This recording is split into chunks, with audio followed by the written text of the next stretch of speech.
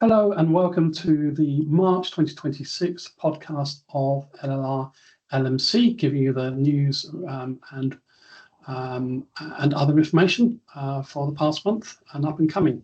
I'm Dr. Grant Ingrams. I'm the Chief Executive of the LMC.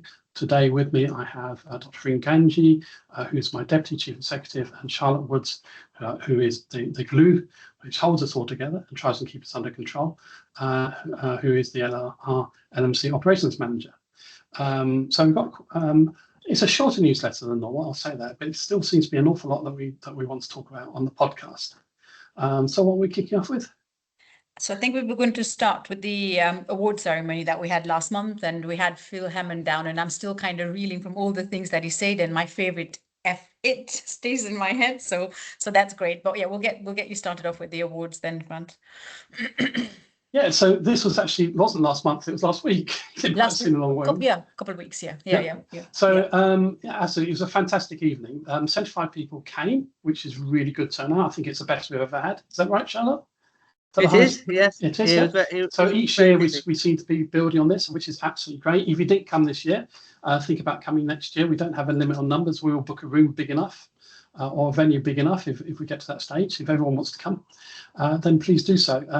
As Fahreen said, we had a wonderful talk from Phil Hammond, who I've known actually for a long time because he trained he was around in Birmingham. He didn't train in Birmingham, but he came up to Birmingham University and was working with the deanery when I was working for the Regional Health Authority. So I got to know him then, and he's always been really good. I think his first claim to fame was sort of raising the Bristol heart scandal. That would have been the beginning of the 1990s, and then has obviously done his comedy bits with Tony Gardner, but has also been MD of the Private Eye for longer than I can remember. And most recently has been sort of raising his concerns about the Lucy Letby case. So if you don't read the Private Eye, it's probably worth reading those. And also if you really want a good read, his investigation into how COVID was handled during the pandemic. Anyway, so this was a bit more light-hearted. He did actually tell us in many different ways how he finds swearing to be helpful in various different circumstances. That my colleague Fahreen sometimes lets loose the occasional F-bomb during meetings. Found was appeal to her. And the other thing he talked about is his clangers. He said he actually wrote this when he was doing lots of talks to kids, but actually if you read through them, and I photocopied his card into the newsletter, but he was saying, each day do the clangers, and he calls those connect with other people, learn, love and laugh, be active, notice what's going on around you, notice what's going on with other people, give back to other people, eat well, properly, relax, and make sure you get your sleep. And he ends that always with so I'm sure you have 5 portions of fun a day. Okay, so from his speech, we then moved on to the awards, which Dr. Dhanji read out the citations on the evening. I'm not going to read them out to you today, but I would encourage you all to read through them because they really are inspirational. And we've got some amazing people working in general practice across LLR. So please look at them. So our first award was the Outstanding Contributions to General Practice. The winner was Vicky Hill, so congratulations to Vicky. And runner-up was Darren Jackson. Again, very well deserved.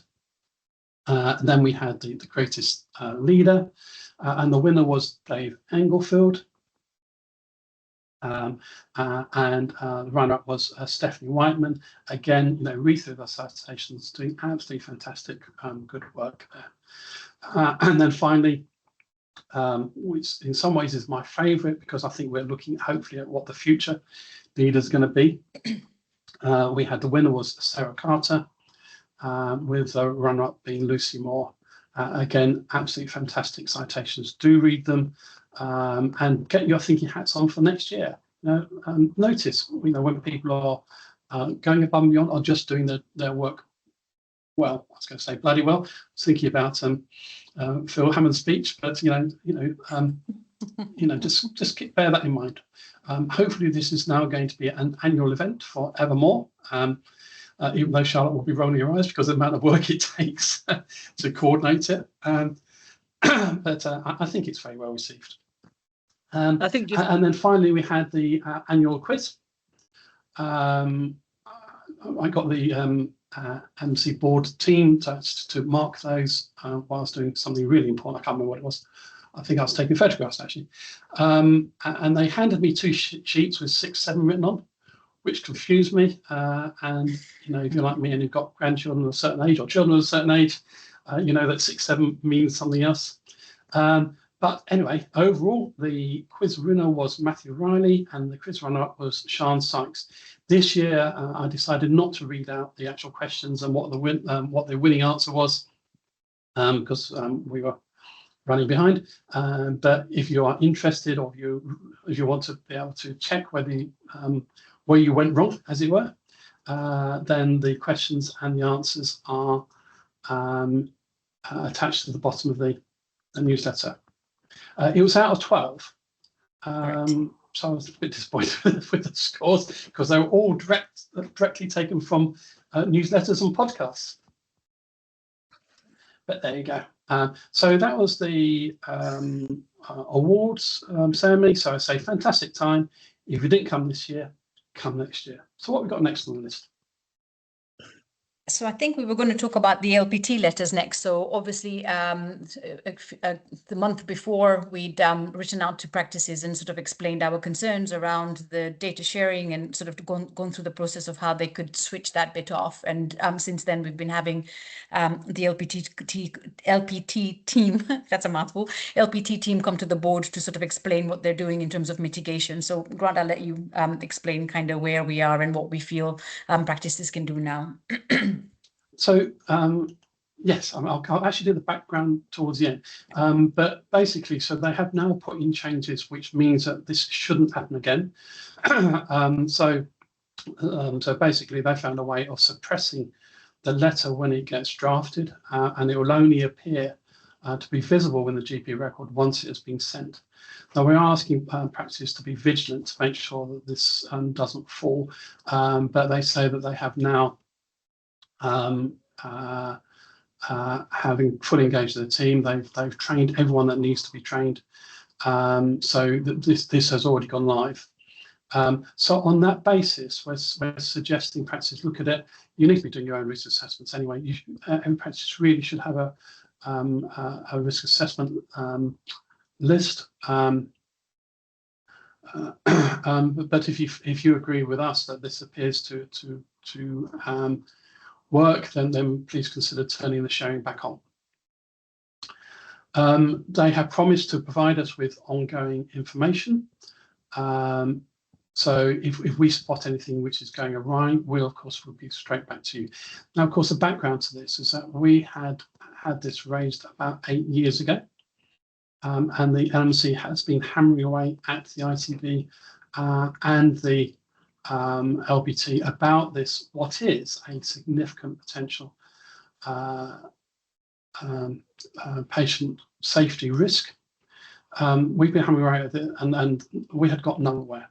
And we'd actually provided several warnings. We provided that we would, consider advising practice to turn off, and that didn't seem to work anything. But I have to say a huge thank you to all those practices that did act on our advice and turn it off, because you got them to be able to change overnight something that they had told us for 8 years was not achievable. And this to me tells me how successful general practice can be and how much informal, if not formal power, practice have if you work together. So thank you all. The only other thing I'll mention is that the day that we decided to do this, the ICB started writing out to practice saying, please don't turn this off. This might be a patient safety risk. And I have to say at that point, my irony meter needle was going off the end of the scale, ticking away like a good one. I couldn't believe it. But there you go. We seem to have solved this problem. And again, just to reiterate, all of the problems that we know about from the MC are because a practice has spotted something that isn't working, that is going wrong, that they think should be done something differently, and has raised it with the MC, because that's the only way do we get to know about these things. And then, like this, even if it takes 8 years, and I really hope that nothing else will take 8 years, we will be on it like a dog with a bone until we get the final solution through. So do let us know about that. Okay, so what are we doing next? So I think we're doing MOF. Yes, MOF, so this medicine framework for this year. Fahreen, do you want us to talk us through that? Yeah, so I mean, I think every year we sort of look through all the stuff that comes through CBS, and medicine optimization comes through CBS. So this year we've sort of spent some time trying to sort of break down the different bits around medicines optimization and the asks around that. And Rima, one of our board members, has sort of put in a working up of what she thinks it would cost a practice in order to do that. So while on sort of looking at it, it looks like it's kind of quid pro quo. To be fair, there's not much in it. I think there are some things that we probably need to take into account a little bit more around the medicines optimization. And I think there were a few concerns which we still haven't answered. So I think one was the pricing that we looked at was kind of the lower end of the scale. So it obviously depends what you're paying your pharmacist, etc. But I think one of the bigger things that we never take into account is if the pharmacist team is working on the MOF, they're not doing other work they would be doing in the practice, and how do you actually quantify that? So I think this is something for practices to really think through. And I think the last thing that was concerning was we're not quite sure what happens if you do part of it and not another part of it, kind of what your stick is, if it were. So for example, with the over-the-counter stuff, which we've raised as an issue, particularly for practices where they might be in a deprived area, and so they have no choice but to do over-the-counter scripts for their patients because of the patient's demographics, etc. How they would actually make that change, or the other way around, if they're already a very good practice and prescribe very, very minimal stuff. And I think one of the bits was that they were going to look at sort of high risk drugs, but again, it's how much work is that involved, etc. And if you don't do it or don't manage to hit that 5% target, what actually happens in terms of the payments? Are they going to cut a portion of the 92 pence, or do they take everything away? And we don't know. So I think have a read of what we've written in the newsletter, and then I think it's for each practice to sort of sit down and make up their own minds to think whether or not this is something that they want to engage with, in all fairness. And again, any questions or any queries, please just contact the LMC office, and we'll look into those for you. Did you want to add anything to that, Grant? The only thing I'd add is that Rima Parvez has been our lead on this, and the conclusion she came to, which is in our newsletter, is to say actually that the MC view would be to not advise practices to sign up to it. I mean, every practice has got to make their own decision. They've got to look at it. But her overall feeling is that the work involved far outstrips any possible remuneration that you get for it. So have a read through that. Think about it within your team. Think about, as Fahreen says, what your staff could be doing if it wasn't for that. Okay, so our next item is the contracts imposition. A big one, isn't it? Yeah, absolutely. It's a normal sort of mess, and I put it into my final thoughts in the February newsletter, because it came out after we basically finished the newsletter. We always have something come out after the newsletter's finished, so we try and put in it. We still don't have the wording of the change in regulations and the change in contract, and until we see that wording, it's really hard to give any definitive advice, other than what is very clear is that this is an awful lot of additional work for minimal additional funding. In fact, the funding is really staying still. It's not returning to anywhere near to where the funding was previously and needs to be. And you've got huge possible additional asks, although say it will depend upon the wording, the final wording, as to how much you need to worry about and how much you need for change in it.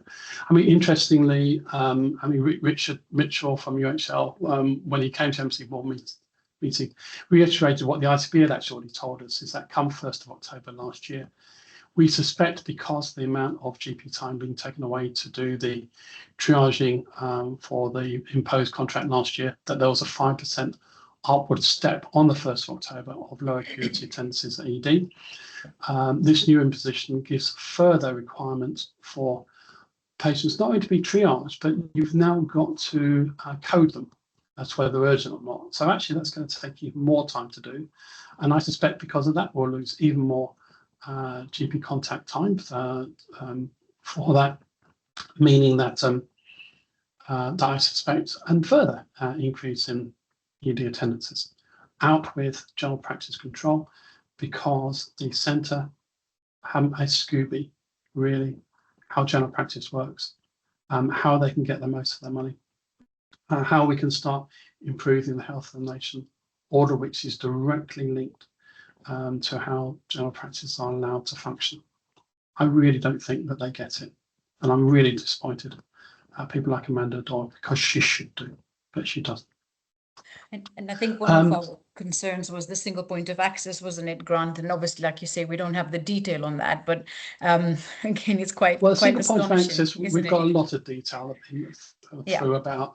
So this is wrapped up because, as you probably know, that they have taken the advice and guidance money and they've put that into core and said that it now becomes basically compulsory. But they've decided to have advice and guidance on steroids, which they're calling elective single point of access. So that means that when you refer to a specialty, you will not, as a referring person, decide whether this is going to be a referral or whether this is just for advice. The hospital will decide what you're allowed to have. Okay, it does actually, the guidance does actually say this has to be agreed with general practice. It does actually say that they should consider talking to the LMC.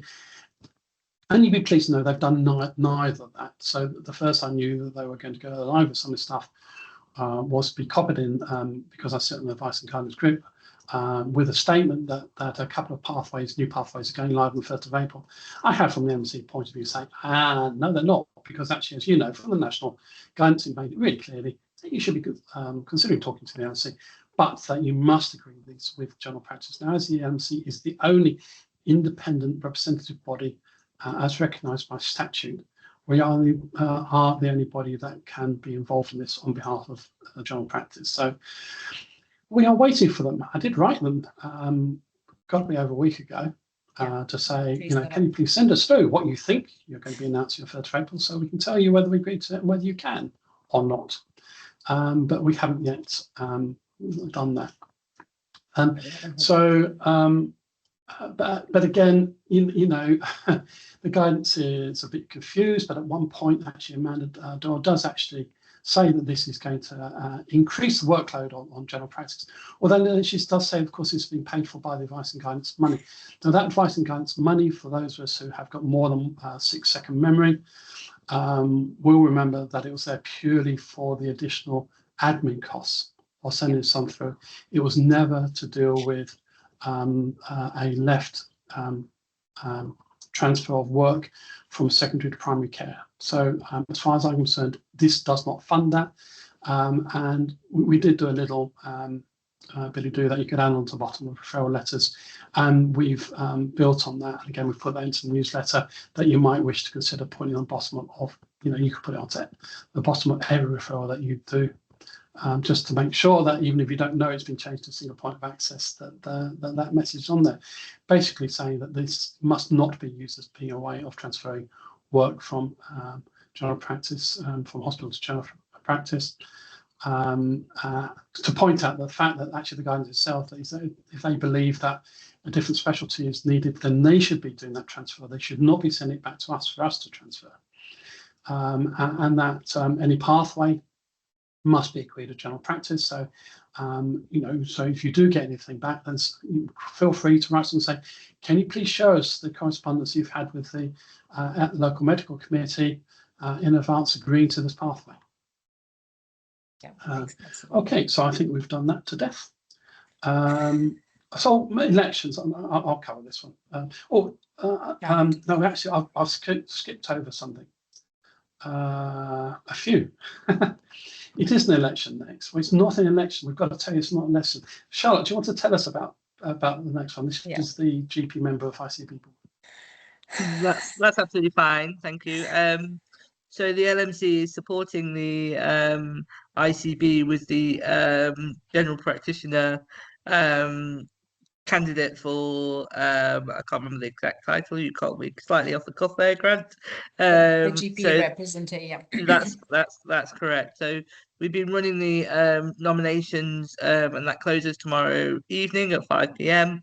Post that, the LMC will be running a survey to gather the kind of the support for each candidate. The LMC will pass it directly on to the ICB, and it's, as Grant alluded to, this is not a vote, it's just where they express whether the GP community supports the candidates being nominated. And the timelines of that will close on the... It's going to come out tomorrow because it closes tonight, but and the deadline is... Sorry, Grant, here we go. I need some And to hold let music. people know, we're actually recording this on Monday the 16th. So when you say tomorrow, you mean Tuesday the 17th. That is that is very correct, Grant. Thank you for that. Excuse me. And it closes on the... Oh, you really caught me up. 2 weeks after Okay. that, isn't it? It's a week, isn't it? I think. Yes, that's correct. Yeah, so we've got That's 2 correct. weeks. So just there's two things I just wanted to add, because the people who are eligible to vote, you've got to be a GP provider, so on the performers list, and you've also got to be a contractor. That means you've got to be named on a GMS, PMS or APMS contract.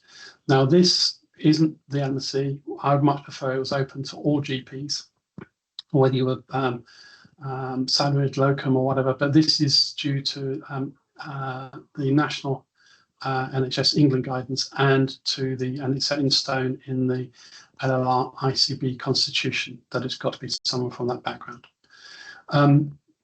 So that's the first thing to say. And the second thing to say is just to reiterate, this is not a vote. We're not asking you to say whether you think that the individuals are the right person or not, or put them in any order.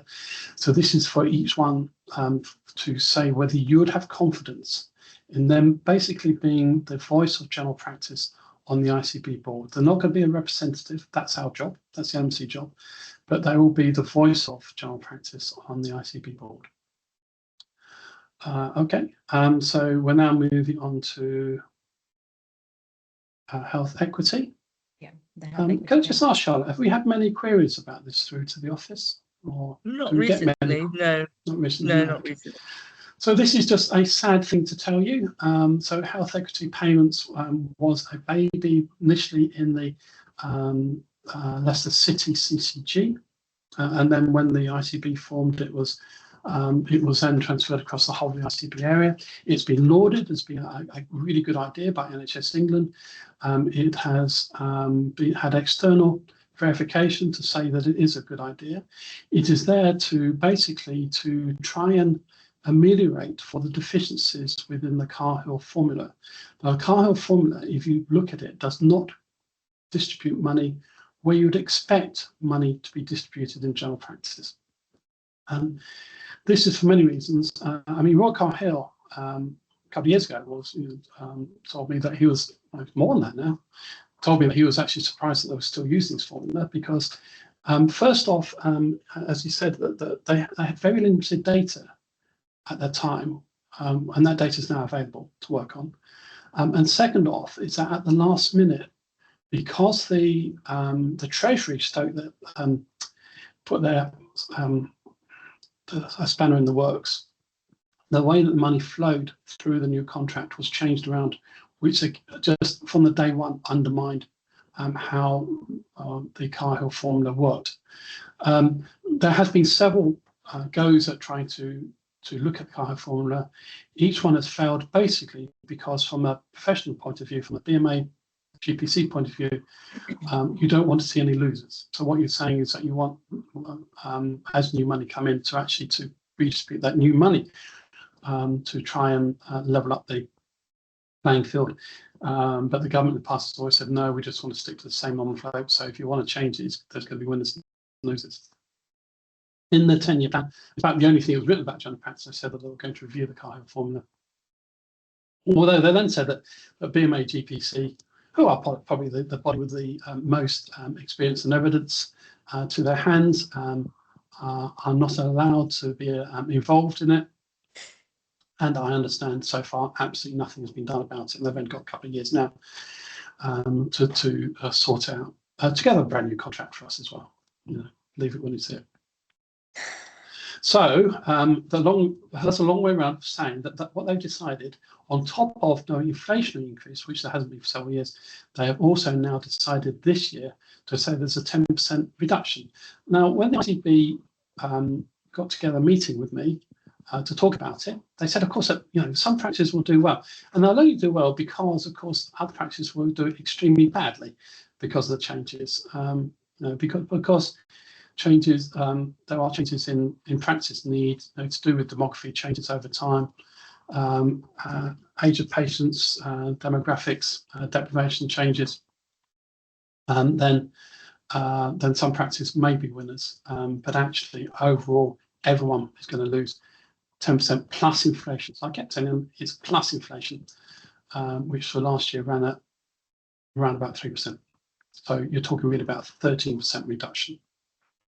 Which I think for a scheme which has been lauded nationally, which NHS England says that every ICB should be looking at, I think is appalling. And I'm really, really disappointed at this undermining one of the few things that LLR has been doing better than other ICBs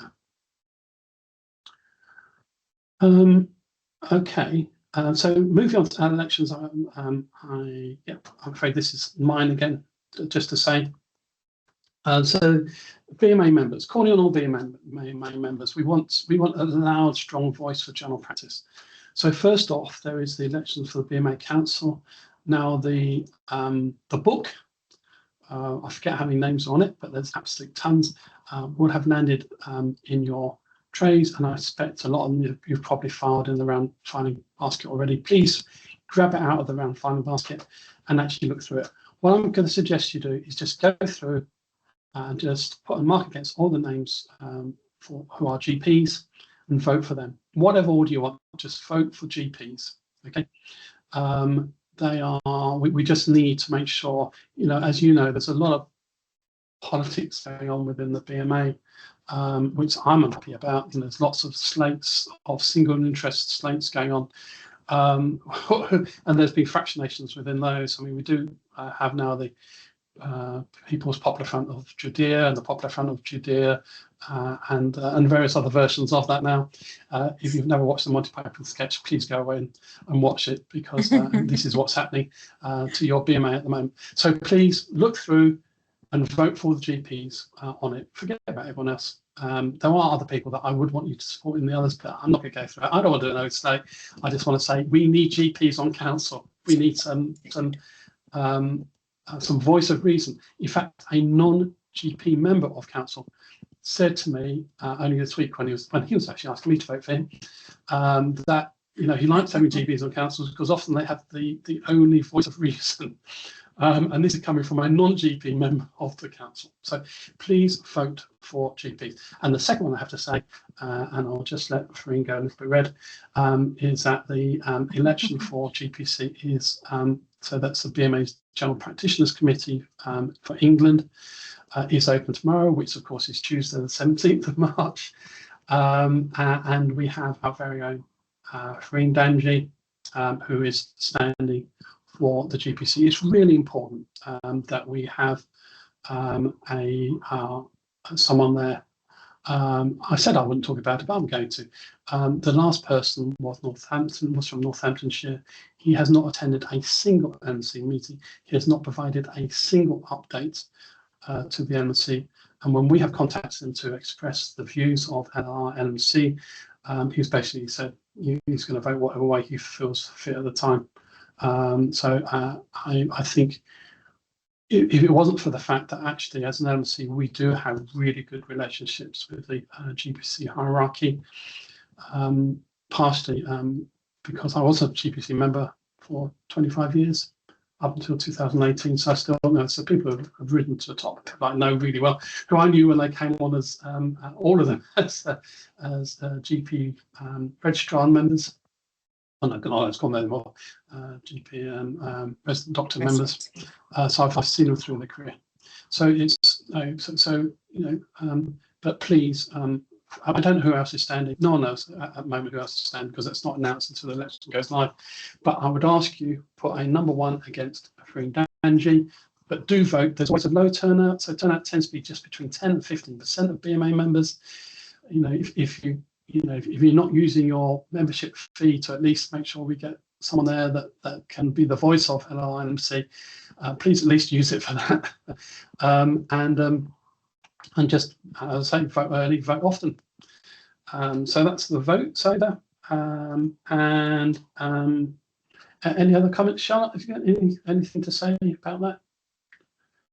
No, just that obviously. Sorry. I said just putting you on the spot. No, yeah, I think it was just to make it clear that obviously Dr. Dhanji is standing for the seat to represent LLR and Northamptonshire. Yeah, so it's the joint one. I have to say that for a while I was a regional rep covering 4 LMCs, which was the widest geographical patch in the area, and I either attended every single LMC meeting, or as a minimum I phoned before and after the meeting to say what's coming up, what they want to talk about, and then to give me a debrief afterwards. And I also did a monthly newsletter, much shorter than these monthly newsletters, for the constituents across the whole area. And this is what I'd expect a GBC member to be doing. Hint free. Yeah. I'll get you to write the newsletters, Grant. No, we'll have a standing item on the monthly newsletter from Fahreen, your GPC representative. Fingers crossed. Let's not get ahead of ourselves. Okay, so the last thing is what's in the name? Yeah, which is my final thought. So this is something which has been going around for a long time. I have raised it before. I don't think I put it in a newsletter before, but I know I've talked about it in various venues for many years. It's come to conference, hasn't it? Yeah. Sorry? It's come to conference as well, hasn't it? Yeah, I took a motion of conference on it, and it got passed. Yeah. But never seems to have got any traction. And this is, and it's about parity of esteem. And we all know that doctors as a group have been undermined, but particularly general practitioners, and particularly the amount of respect that we get from colleagues and the public has deteriorated massively. So one of the things that I've always thought is, why on earth do we call ourselves GP? Now, I'm proud to be a GP. I'm proud that is the work I do. But in terms of the title that we're using for outward facing, I think that's a current management term. Why aren't we using the term consultant? I persuaded my practice a while back to change our name to consultants in primary care, and we have that on our letter heading. So we have that on our letters now. It's not called an issue. The sky hasn't fallen down. We haven't had any complaints. My staff tell me that actually they feel proud when they're telling patients that they're going to be seen or dealt with by a consultant in primary care, and so it is having some effect, and as well as I think it bolsters colleagues' self-esteem. Other practices I've seen on the bottom of the letterheads also using other terms like consultant general practice. You can use that as well. I just use consultant primary care personally because I know I always bang the drum that we are general practice, but because primary care is what it's called more widely, and because what we deliver is primary medical care services, then that's what we decided as a practice to use. But you can use what you like. At present we get letters from consultants in, consultant advanced nurse practitioners, consultant midwives, and even I've had a couple from consultant podiatrists telling me what to do. whatever, consultant isn't a reserved term.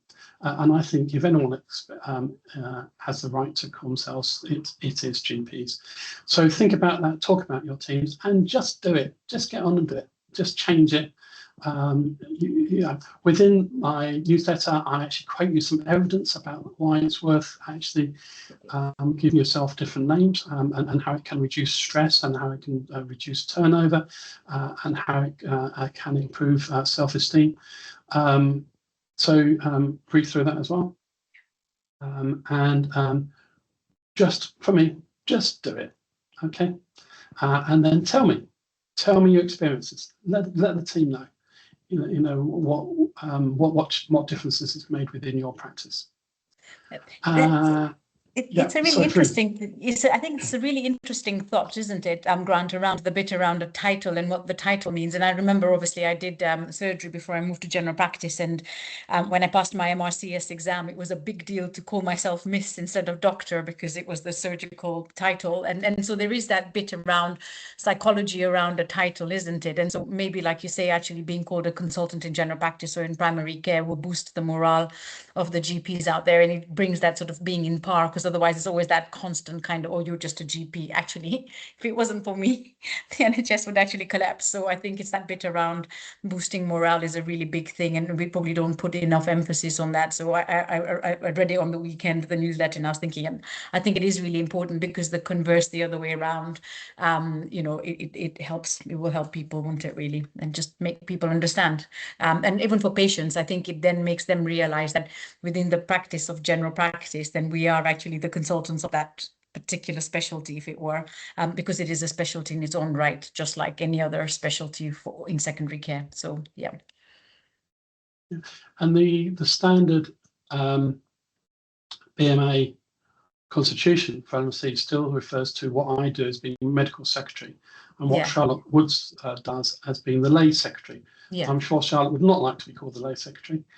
I mean, what you tend to find is that people use the term medical secretary. I think it does undermine actually what the role we do. Yeah. And I think that I've noticed a difference, and I do notice a difference when people correspond with me and when I'm talking to even to the press. If you say that you're chief executive of the body, so there is a lot in the name. Definitely. But for GPs to do it, and there was just before we wind up, I'm just going to make a short announcement, which is, I've got some sick leave coming up following a planned operation. So I'm not going to be around for a while. So I'm going to leave you in the very safe, steady hands. And I will be keeping an eye on them from the background of Charlotte and Fahreen. The LMC isn't going anywhere. The LMC isn't going to stop doing all the great things that they already do. But I will be back renewed and reinvigorated, I hope, in the not too distant future. So this is say farewell, but not it's not farewell, but purely au revoir, and I will be back. Yeah. Okay, so have you got any last words? If not, we'll close this. We're just wishing you a very speedy recovery, Grant, and having you back soon. Okay, and I'll see you on the flip side, as they say.